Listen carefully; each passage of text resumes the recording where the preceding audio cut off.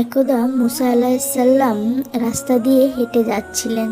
তখন এক টিকটিকি তার শরীরকে নাপাক করে দিল, যার ফলে মুসা আলাহিসাল্লাম খুবই রাগান্বিত হয়ে গেলেন। তারপর মুসা আলাহিসাল্লাম যখন আল্লাহর সাথে সাক্ষাৎ করতে গেলেন, তখন মুসা আলাহিসাল্লাম আল্লাহ রব্বুল আলামিনকে জিজ্ঞাসা করলেন, ইয়া আল্লাহ, আপনি কেন টিকটিকি সৃষ্টি করেছেন?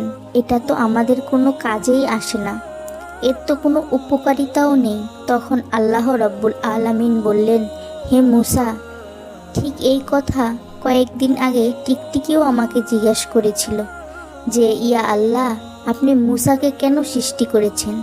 সে তো আমার কোনো কাজেই আসে না এবং আমার কোনো উপকারও করে না। তখন মুসা আলাইহিসসালাম খুবই লজ্জা পেলেন এবং নিজের ভুল বুঝতে পারলেন। আল্লাহ পাক তখন মুসা আলাইহিসসালামকে বললেন, হে মুসা, আমি